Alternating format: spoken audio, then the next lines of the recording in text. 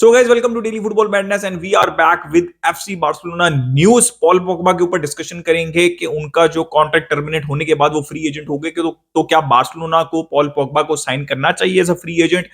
फिर मैं आपको बार्सिलोना प्लेयर्स की इंजरी अपडेट दूंगा। इंटरनेशनल ब्रेक चल रही है और eventually main point of discussion होगा लिव फ्योरेंते की स्टेटमेंट्स। कौन है रिस्पॉन्सिबल, किसको रिस्पॉन्सिबल होना चाहिए? क्या क्लब कंप्लीटली रिस्पॉन्सिबल है प्लेयर्स को रेस्ट करने में, या फिर इंटरनेशनल टीम्स को भी, इंटरनेशनल मैनेजर्स को भी प्लेयर्स को रेस्ट देना चाहिए? इसके ऊपर हम डिटेल में डिस्कशन करेंगे, लेकिन सबसे पहले हम पॉल पोग्बा स्टार्ट करते हैं।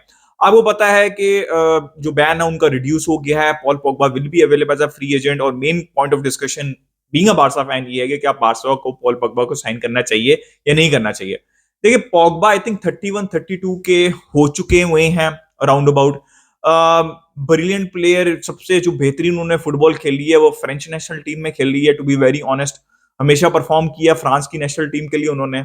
आई थिंक उन्होंने क्लब लेवल के ऊपर जो अपनी बेस्ट फुटबॉल खेली थी वो यूवेंटस में खेली थी, जहां पे बार्सा भी एक पॉइंट पे इंटरेस्टेड थी, रियल मैड्रिड भी इंटरेस्टेड थी। Eventually went to Manchester United, return to Manchester United to prove something and it never worked. उन्होंने ग्लिम्सेस शो किए बेहतरीन टैलेंट के। देखिए, Paul Pogba was always a brilliant skilful player, लेकिन was not a consistent player. ठीक है, international team के लिए कुछ मैचेस खेलना और उसके अंदर कंसिस्टेंसी शो करना वो अलग बात होती है। आपको वर्ल्ड कप भी हो तो आपको मैक्सिमम 6-7 मैचेस ही मिलते हैं ना, लेकिन 60 गेम्स के लिए, 50 गेम्स के लिए कंसिस्टेंसी शो करना वो पॉल पोग्बा नहीं शो कर पाए, स्पेशली एट मैनचेस्टर यूनाइटेड।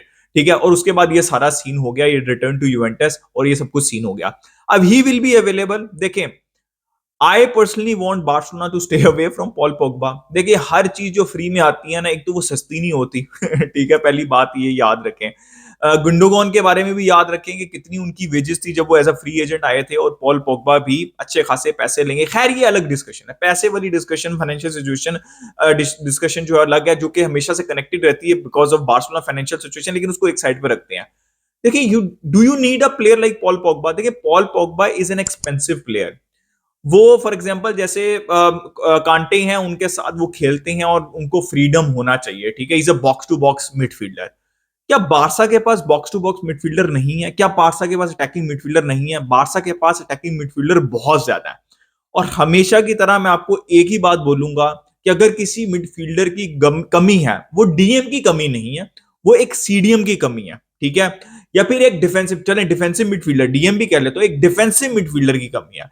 आपके पास अच्छे खासे क्रिएटिव मिडफील्डर्स हैं, तो पॉल पोग्बा को आप ला के खिलाएंगे किधर? ठीक है, तो for me it's very simple, don't go for Paul Pogba. ठीक है, अब आगे बढ़ते हैं। यार, थोड़ी सी न्यूज आ रही है कि Partey will be available right as a free agent also. क्या बारसा को पार्टे के ऊपर जाना चाहिए? Again I don't think so. उसकी मेजर रीजन ये है, यस, वो लोग कहते हैं भाई फिजिकलिटी की कमी है, फिजिकलिटी आ जाएगी। वो कैसी के जब आए थे तब भी हम ये कहते थे कि भाई फिजिकलिटी आ जाएगी। देखिए, यार, बारसा के सिस्टम में ना टेक्निकल प्लेयर ही वर्क करते हैं। ठीक है, इवन हांसी फ्लिक के सिस्टम में भी you need aggressive player but also technically gifted players also. Partey is an injury prone player. मेरा तो फुल स्टॉप पार्टे के ऊपर तभी लग जाएगा जब ये चीज सामने है उनके। जैसे मैं हमेशा कहता हूं कि प्लेयर अगर अवेलेबल नहीं है तो वो किसी काम का नहीं है, तो स्टे अवे फ्रॉम पार्टे। खैर, ये तो ट्रांसफर न्यूज थोड़ी बहुत मैंने आपको पहले दे दी। अब मैं थोड़ी सी आपको इंजरी अपडेट दे देता हूँ और फिर हम लमीन यमाल की सिचुएशन के ऊपर डिस्कशन करते हैं। यार देखें, Fermin will be back after international break, Gavi will be back after international break. Dani Olmo will be back after international break. Christensen will be back after international break. फरमीन शायद मतलब जो सविया की गेम है वो उसके लिए अब खेलते या नहीं खेलते, शायद वो 90 मिनट्स के लिए अवेलेबल हो, लेकिन मुझे नहीं लगता कि इनमें से कोई भी प्लेयर 90 मिनट्स खेलेगा। जैसे डेनी ओल्मो की बात हो रही है, उनका प्लान ये बनाया जा रहा है कि माइट प्ले 15 to 20 मिनट्स। सविया वाला, फिर बाइन वाला शायद वो 45 मिनट्स या फिर स्टार्ट करने के लिए भी रेडी हो, and definitely most likely 90 minutes के लिए वो रियल मैड्रिड क्लासिको के मैच में रेडी होंगे। गावी का भी ये नहीं कह सकते कि he will definitely get 15 minutes, he will be available, but अभी ये आप मतलब माइट भी कि 10-15 मिनट वो खेल लें, लेकिन गावी की अभी ये सिचुएशन नहीं है कि he will be starting against Bayern, he will be starting against Sevilla, तो ये अभी सिचुएशन उनकी नहीं है। क्रिस्टनसन की भी सिमिलर सिचुएशन है, he might get 10 to 15 minutes versus Sevilla and that's about it. कोई किसी किस्म का इन प्लेयर्स से रिलेटेड जो है वो रिस्क नहीं लिया जाएगा, और मेरे हिसाब से रिस्क लेना भी नहीं चाहिए। हमने क्रिस्टनसन की बात की, अराहो की भी आपको पता है इंटरनेशनल ब्रेक में एक पॉजिटिव न्यूज आई कि उनकी रिकवरी बहुत अच्छी चल रही है। उनका इंटरव्यू भी आया कि उन्होंने मतलब काफी चीजें उन्होंने अच्छी बोली। मेरी ये बात है कि यार वो प्यार करता है, कैप्टन हूं मैं और मैं बहुत मोटिवेटेड हूँ, प्लीज भाई राहुल एक एक रिक्वेस्ट है, आप कॉन्ट्रैक्ट तो साइन करो ना पहले। मेन चीज ये है कि कॉन्ट्रैक्ट साइन करो। फ्रैंकी जितना मर्जी कहते रहे मुझे प्यार है बारसा से ये वो, जब तक आप कॉन्ट्रैक्ट एक्सटेंशन नहीं साइन करते तब तक ये सिचुएशन सॉर्ट आउट नहीं होने वाली। तो मेरी तो सबसे पहली रिक्वेस्ट ये है इन दो प्लेयर से कि भाई ये कॉन्ट्रैक्ट साइन करें। अराहो कब वापस आएंगे? देखिए अराहो की पहले न्यूज आई थी कि रिकवरी बहुत अच्छी चल रही है और नवंबर के एंड तक रिकवरी हो जाएगी और दिसंबर में अवेलेबल होंगे। फिर बाद में न्यूज कोई एक सोर्स ये कह रही थी, दूसरी सोर्स ये कह रही थी कि भाई नहीं, दिसंबर का पूरा महीना लगेगा and he will be available जनवरी।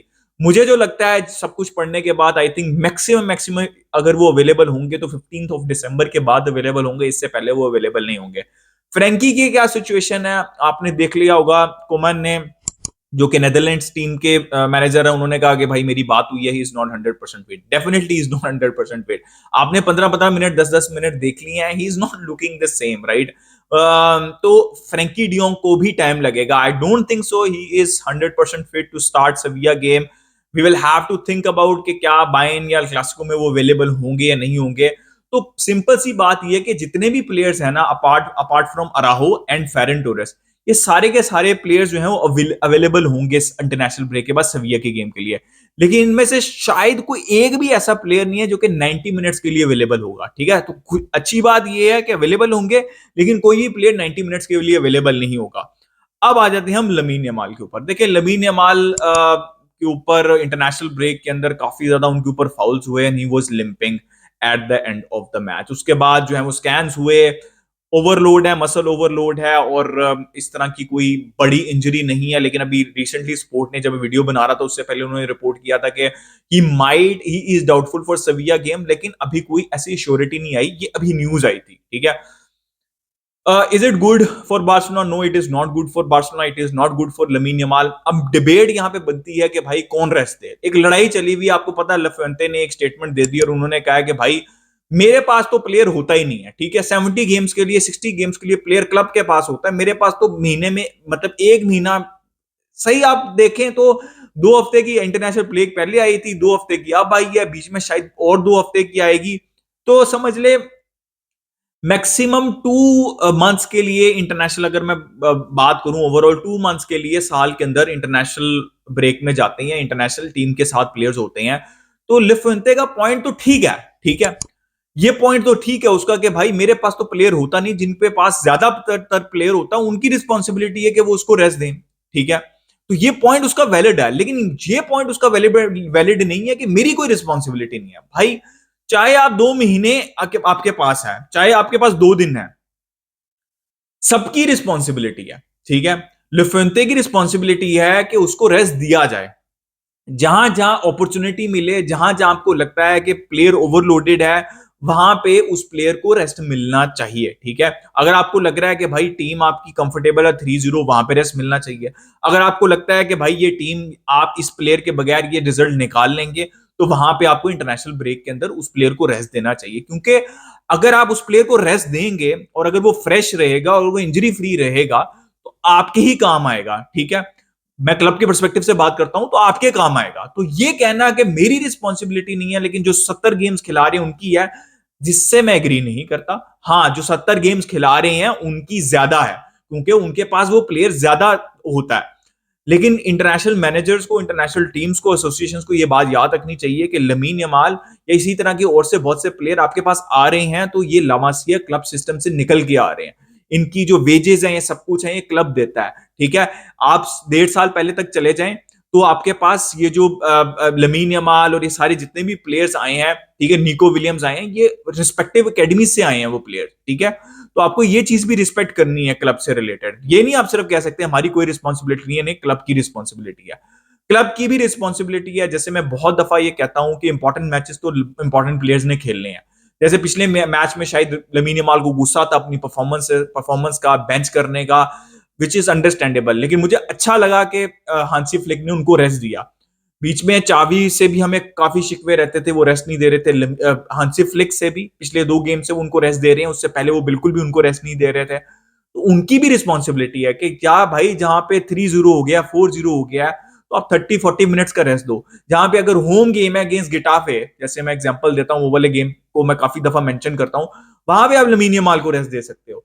तो आपको याद रखना है, हर बंदे की रिस्पॉन्सिबिलिटी है कि भाई प्लेयर अगर इंजरी फ्री रहेगा तो आपके किसी काम का है। अगर प्लेयर ओवर यूज हो गया, उसके वो मतलब इंजरी प्रोन हो गया, जैसे पेड्री का मसला होना शुरू हो गया है, ठीक है, एसीएल को मैं बीच में इंक्लूड नहीं करता क्योंकि वो इंपैक्ट इंजरी है, मैं मसल इंजरी को इंक्लूड, जो ओवरलोड से प्लेयर इंजर्ड होता है मैं उसको इंक्लूड कर रहा हूं, ठीक है। तो सबके का फायदा है, ठीक है। आप इमेजिन करिए अगर लमीन यमाल नहीं होते यूरोज के अंदर, किसी भी वजह से ओवरलोड की वजह से इंजरी हो जाती, तो स्पेन का नुकसान होता। अगर चैंपियंस लीग की टफ मैचेस के अंदर, क्लासिको के अंदर बायर्न जो कि डिसाइडर्स होते हैं ला लीगा के या फिर चैंपियंस लीग के, उसमें लमीन यमाल नहीं होंगे तो बारसा का अपना नुकसान है। तो हर बंदे को रिस्पॉन्सिबिलिटी लेनी है और जहां जहां बनता है वहां पे रेस्ट देना है। You have to be brave, ठीक है। तो guys this was my opinion, अपना ओपिनियन दे regarding everything, especially Lamine Yamal की सिचुएशन में in the comment section. Like कर दिए, सब्सक्राइब कर दिए, मिलते हैं नेक्स्ट वीडियो में। इसके बाद